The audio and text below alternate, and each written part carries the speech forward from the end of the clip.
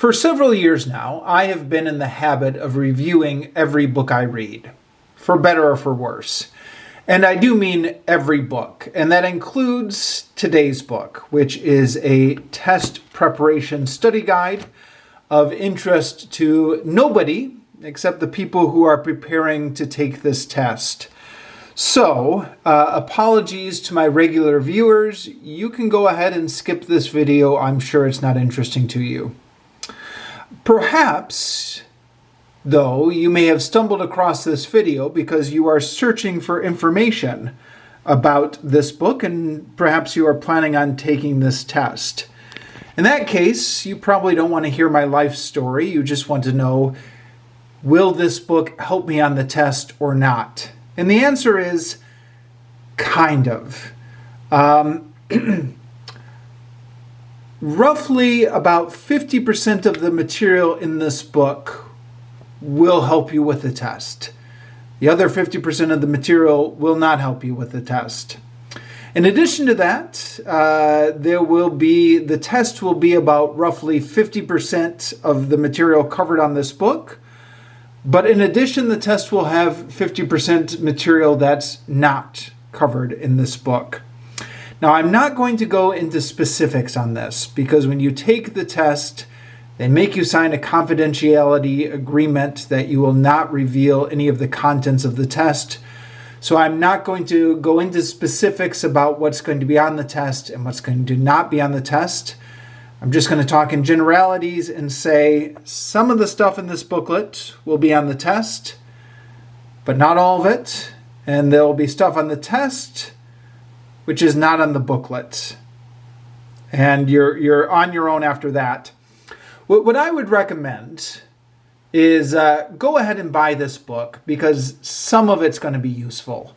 There are plenty of problems with this book, and I will get around to complaining about all of them in a minute.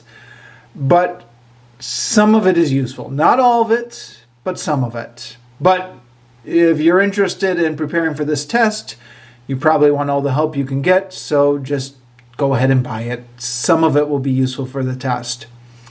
But what I would also recommend is you go and look at what's going to be on the test.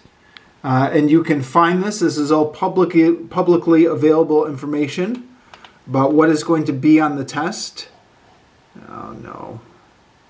That's not what I wanted.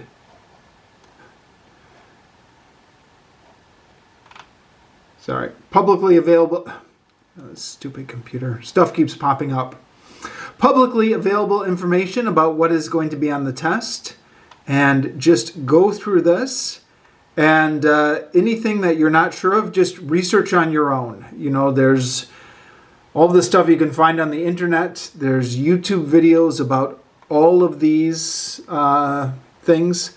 So just pay very close attention to the publicly available test objectives and what the test itself says you need to know for the test, and use that to supplement this book. What I would recommend doing, this isn't what I did, but this is what I would recommend doing in retrospect, is only use this book for 50% of your study time. For the other 50%, you can go here. Now, this book, at first glance, lines up fairly well with the test objectives. So you can see the test objectives are here. Language, linguistics and comparisons, culture, second language acquisition and instructional practice, etc. And then the book, we can get to the table of contents here. Where is the table of contents?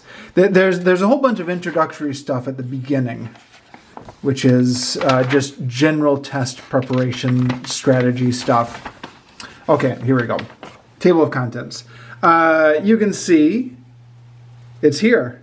And the table of contents matches up exactly with what is here on the test objectives. However, as we get into the sub-objectives, it relates less well. So if you look at this here, some of this is in this book,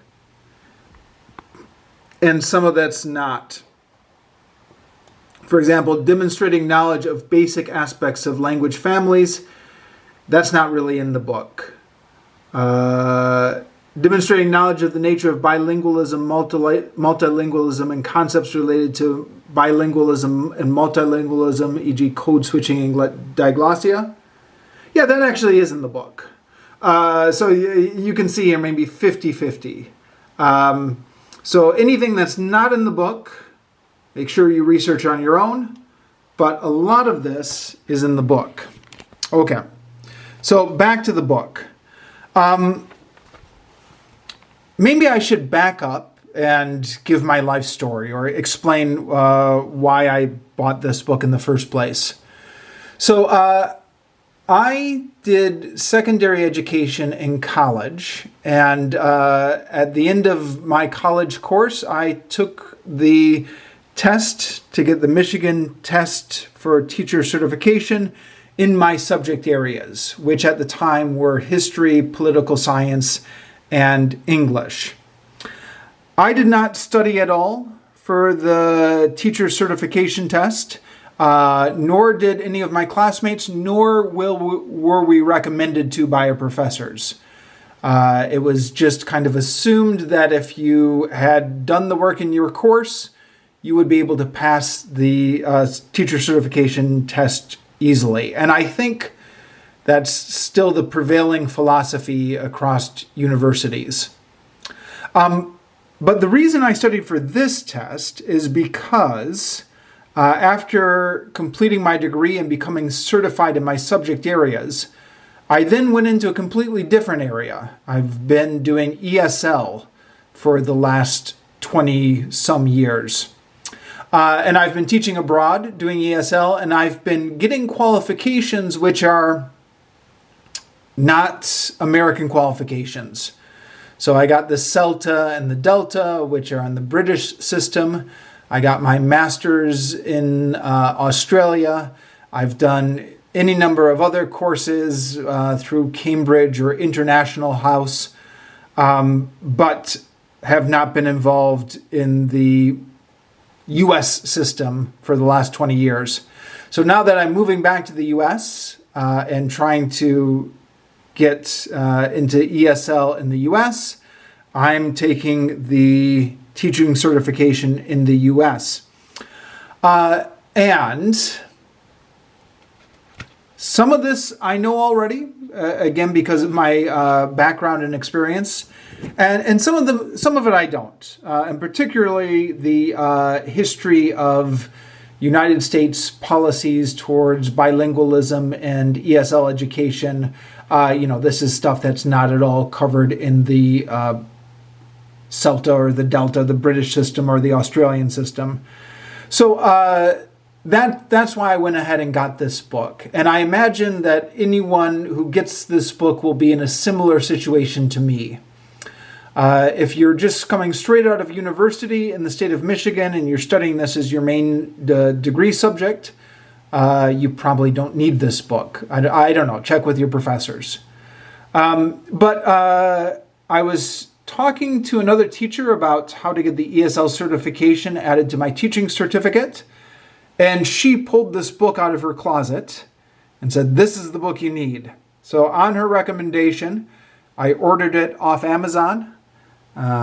This is it's got kind of a long title, but you can see this here. You can find this on Amazon. And like I said, it has its faults, but it's 50% useful. So let's get the faults out of the way first. The book is strangely repetitive. It will give information on one page and then repeat the exact same information 2 pages later. And I'm guessing a little bit as to what's going on. But I think what's going on is the company that makes these test preparation books, Mometrix, has in their databanks a whole bunch of entries for different subjects. And when they put together this book, or when they put together any of their books, I'm imagining, they just take those entries they have and copy and paste them into their books, which results in a lot of strangely repeated information. And I'm going to show you a couple examples. And all the examples I show here are covered under fair use for the purposes of critiquing this book. But contrastive analysis here. So under language transfer, they say linguists often use contrastive analysis and then define what contrastive analysis is. But then 2 pages later, they introduce contrastive analysis as if it's never been brought up before. And the book is full of this. Stuff 2 pages later being introduced to the reader as if the reader has never heard of it before, when in fact it was just introduced a couple paragraphs before, or the page before. And I think what they're doing is they have something in their data banks on language transfer, and they have something in their data banks on contrastive analysis, and they're just saying, okay, what topics do we have in our data banks that correspond to the objectives for the Michigan English as a Second Language test, and just doing copying and pasting. And the other thing to note is, despite the fact that this is the Michigan Test for Teacher Certification booklet, it is not at all geared towards Michigan. There is more information about California's bilingual policies in here than there is Michigan. And this is definitely something to be aware of before you take the test. And again, without giving anything away that's not publicly available here, you'll notice if you go to the publicly available descriptors of what the test is going to cover. Let me scroll down a little bit here. Sorry. Yeah, publicly available description of what the test is going to cover. Where is it?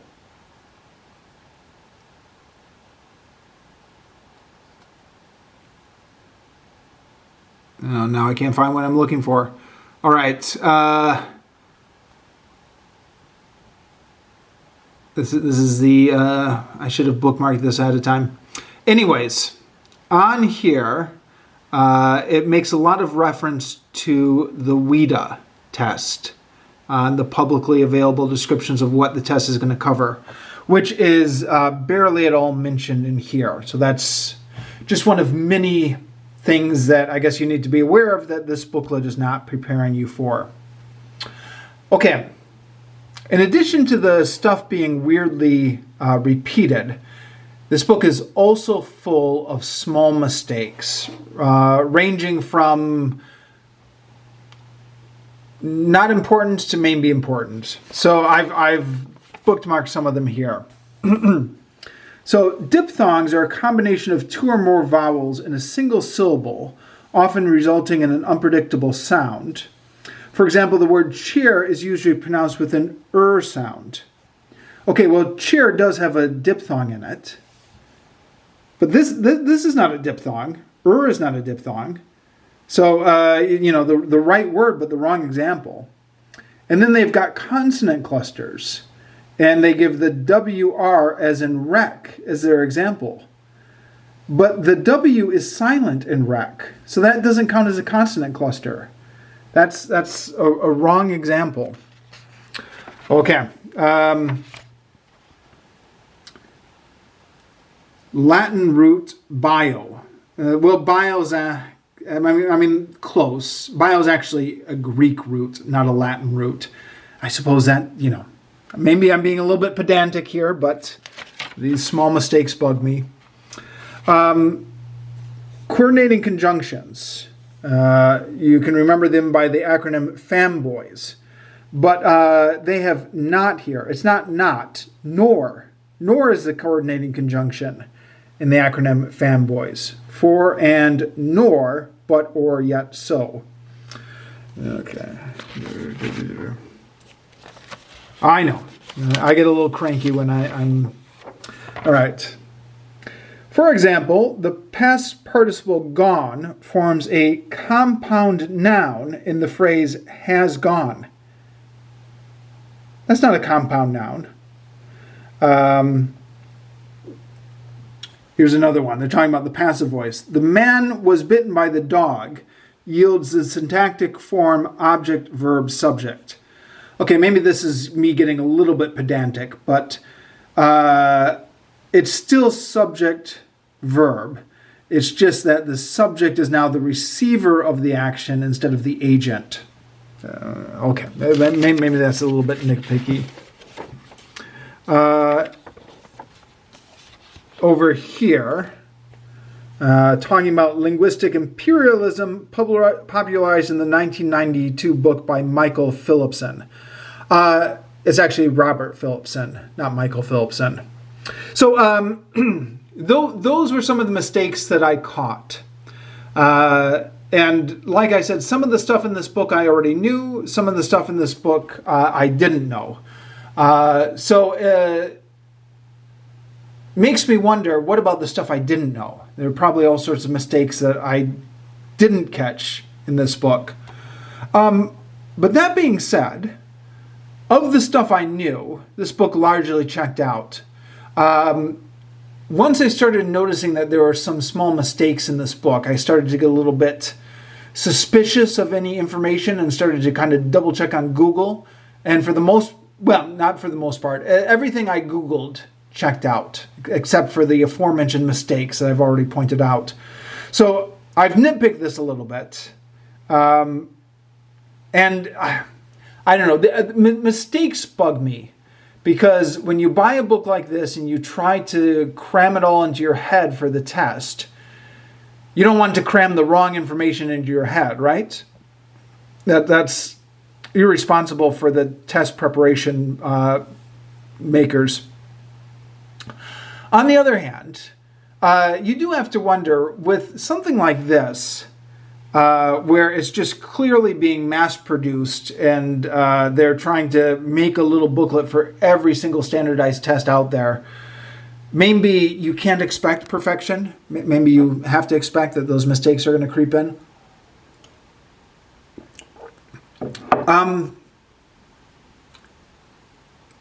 Now, all those complaints aside, I did actually learn a lot of stuff from this book. Not all of it was on the test, but just in terms of like general professional development, I felt like, like I said, I knew some of the stuff in this book, but I didn't know all of it. And I did feel like I learned some useful stuff just for general professional development, even though not all of it was on the test. And even though the book is weirdly repetitive in parts, it's decently well written for what it is, judged on a section by section basis. And there were certain sections of this book which I actually thought were quite interesting, just for interest's sake. Like, oh, okay, I'm learning something interesting here. So parts of it were actually pretty well written, in my opinion. All right, I'm going to break off here to talk about a few supplemental things. If you go to Amazon, you'll see that you can also order flashcards to supplement this book. And you can see here that I ordered the flashcard set. Now, the flashcards are essentially just the content of the book put into flashcard form. So it's exactly the same content. It's pretty much just copied and pasted. The mistakes that were in the book are also mistakes that are inherited in the flashcards. All those examples I just mentioned as mistakes were also here in the flashcard set. Now, when I got this flashcard set, or when I ordered this off of Amazon, I assumed that there would be like a description and then a simple definition on the other side. But you can see that it's not that at all. there's a simple question, and then there's a long answer on the other side.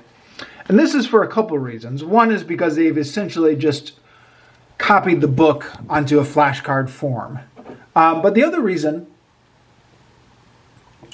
that they themselves give out for this is that memorizing terminology is not enough for the test. You actually have to understand the concepts in detail, because the test questions are going to test your understanding of the concepts, not on your memorized terminology. And that's actually correct. I just took the test this afternoon, and that's 100% correct. You're being tested on concepts, not terminology. And again, I don't want to get into any specifics about what's being on the test, but yeah, that is what you need to know for the test. So yeah, I understand what they're doing. The thing is, when I work through a flashcard set, I like to have simple answers to test myself on. If there's like long answers to test myself on, because you have this, right? Contrast literal and figurative language and discuss the following types of figurative language: metaphors, similes, and idioms. And I think to myself, okay, blah, blah, blah, blah, blah, I know this, I know that. And then I flip it over. And I'm like, okay, well, I had some of that in my answer, and I have all of that in my answer. Do I count this as mastered or try it again? Maybe just try it again to be safe. So like, it's a little bit frustrating in that sense that you never get the feeling of satisfaction that, yes, I am checking these flashcards off. You're always like, okay, I got some of the stuff that was on the other side of the flashcard. And you can see that like there is a lot of dense text on the other side of the flashcard. But it does focus your attention wonderfully, because you get this question here. In your mind, you try and predict everything that's going to be on the other side of the card, and you flip it over, and then you get some of it, you get none of it, but it's just, when you're reading the book itself, sometimes it's a little bit difficult to focus yourself. When you're asked a question, trying to see if you know it all, then flip it over and seeing what you missed. Whether or not you're able to check all these flashcards off as correct, or whether you just kind of go through them all, it's a very good way to focus. So I'd recommend you buy these flashcards with the caveat I just mentioned that, like I said, only 50% of this is actually going to be on the test, and there's a lot of stuff that's in these flashcards that's not on the test. That caveat aside, if you're going to buy the book, you might as well buy the flashcards as well, because the flashcards really help to focus you. Speaking of which, other stuff to focus you. There's a practice test in the back, which I did.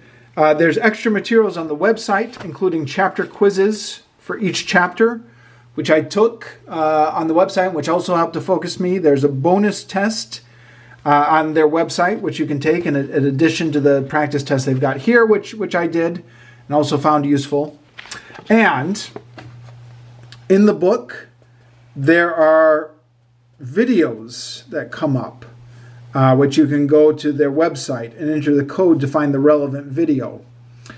I did that, and if you do that, it turns out that they're actually YouTube videos. You find the link from their website, but all of the videos there are videos from YouTube, which you can watch on YouTube, and I put them all together in a playlist. Mometrix Academy videos for MTTC 126. So this is all the videos that get mentioned here put into this playlist. Now, these videos. There are mistakes in here, particularly in the grammar ones. So in the determiners in grammar, they mention some stuff which aren't actually determiners.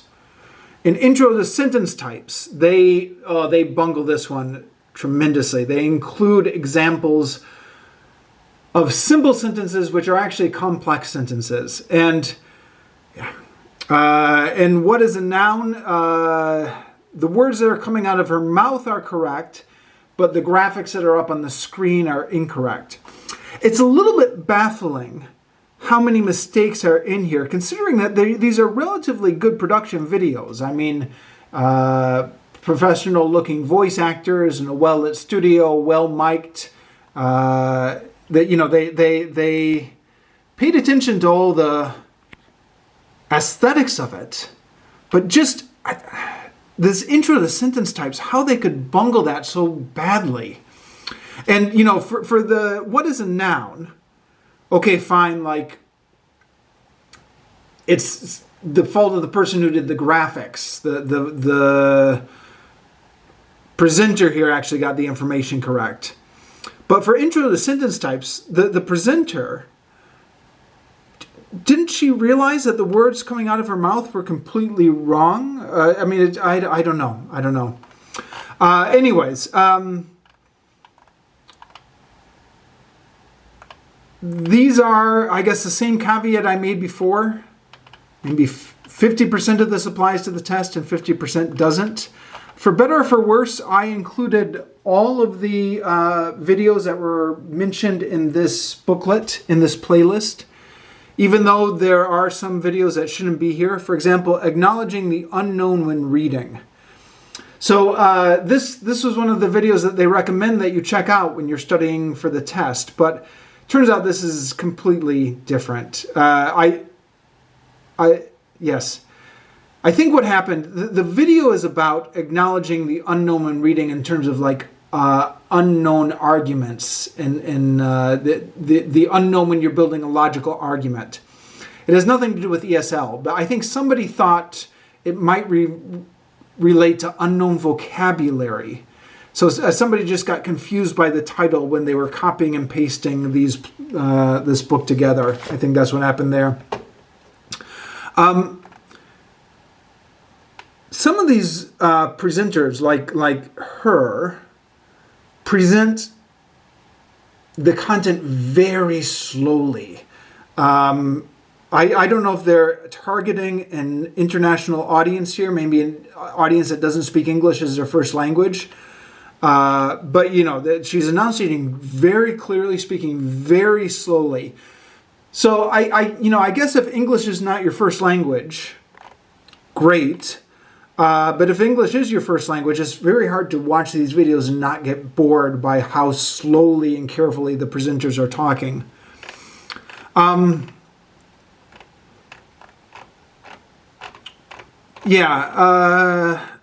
There is some useful stuff in here. I found this video to be quite useful, for example. Formative and summative assessments was quite good. Equality versus equity, this video was quite good. Celebrating all cultures and education, useful information in this one. So, as with the book, some positives and negatives here. I guess if you're studying for the test, go ahead and watch these videos. Why not? But be aware that this by itself is not sufficient to prepare you for the test. Make sure you check this very carefully as well. So that's my review of the test preparation booklet, the flashcards, and the accompanying videos.